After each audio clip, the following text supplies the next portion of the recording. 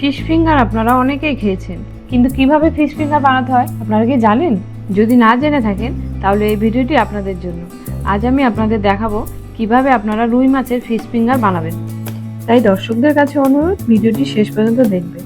যদি ভালো লেগে থাকে তাহলে একটি লাইক, কমেন্ট ও সাবস্ক্রাইব করে আমাকে উৎসাহিত করবে। বাই দ্য ওয়ে, আমি অনুশ্রী চক্রবর্তী, আপনারা দেখছেন অনুর আদরের রান্নাঘর ইউটিউব চ্যানেল। তাহলে চলুন ভিডিওটি শুরু করা যাক।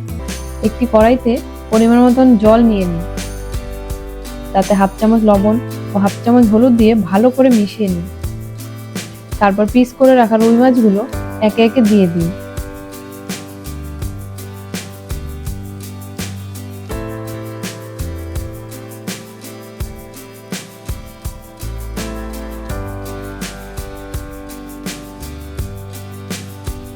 ঢাকনা দিয়ে 3 থেকে 4 মিনিট রেখে দিন সেদ্ধ হওয়ার জন্য।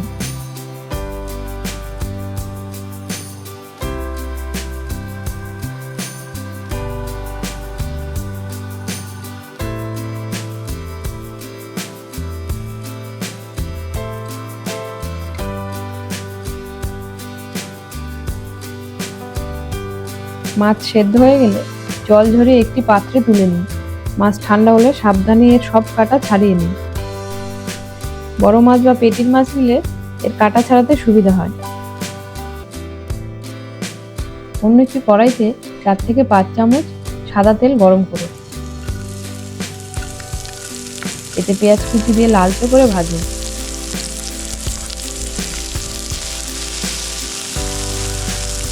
এরপর 1 চামচ রসুন বাটা ও 1 চামচ আদা বাটা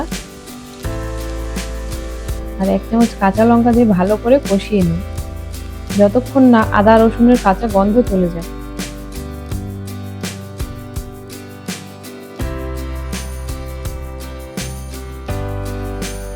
এবার এতে হাফ চামচ হলুদ গুঁড়ো, হাফ চামচ জিরের গুঁড়ো ও হাফ চামচ কাশ্মীরি লঙ্কা গুঁড়ো, হাফ চামচ ধনের গুঁড়ো ও সামান্য বিট লবণ দিয়ে নাড়াচাড়া করুন।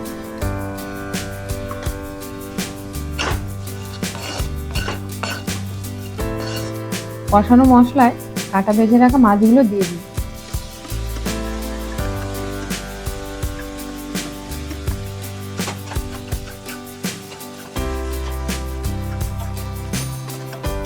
ভালো করে মিশিয়ে নিয়ে এতে আগে থেকে গ্রেট করে রাখা আলু দিয়ে দিন। আলু দিলে স্বাদ ও টেক্সচার দুটোই ভালো হবে।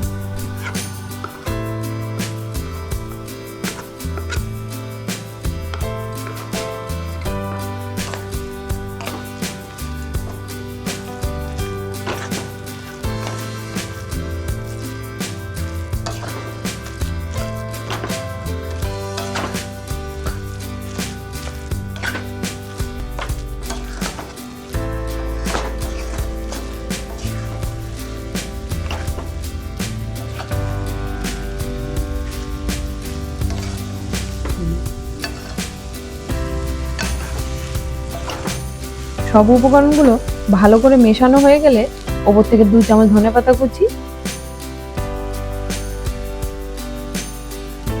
1 চামচ গরম মশলা গুঁড়ো ছড়িয়ে দিন।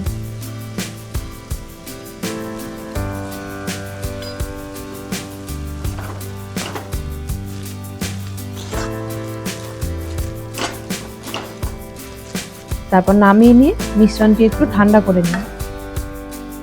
অন্য একটি বাটিতে 2টো ডিম সামান্য গোলমরিচ গুঁড়ো দিয়ে ফেটিয়ে নিন।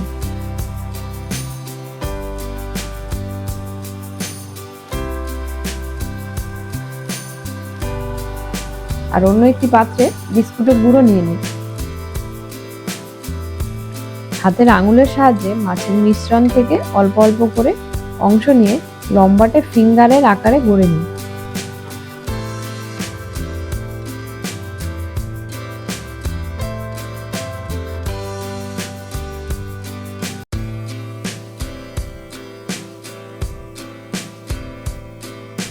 এবার প্রতিটি ফিশ ফিঙ্গার প্রথমে ডিমে চুবিয়ে তারপর বিস্কুটের গুঁড়ো ভালো করে মাখিয়ে নিন।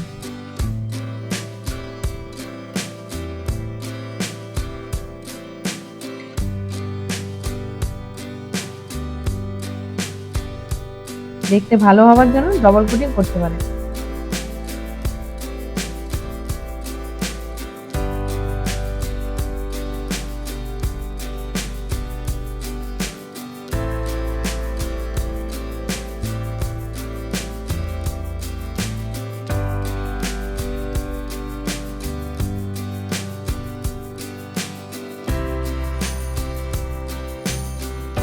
কড়াইতে সাদা তেল গরম করে ফিশ ফিঙ্গারগুলো লালচে করে ভেজে দেখবেন যাতে মুচমুচে হয়। ভেতরটা আগে থেকেই রান্না করা আছে, তাই ওপরটা সুন্দর কালার হলেই নামিয়ে নিন।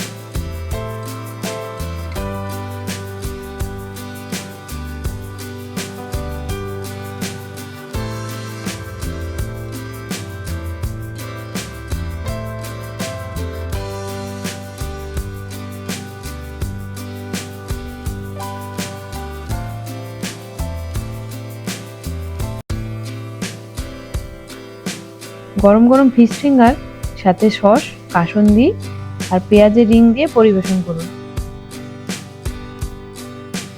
ওপর থেকে সামান্য বিট লবণ ছড়িয়ে দিলে স্বাদ আরো বেড়ে যায়।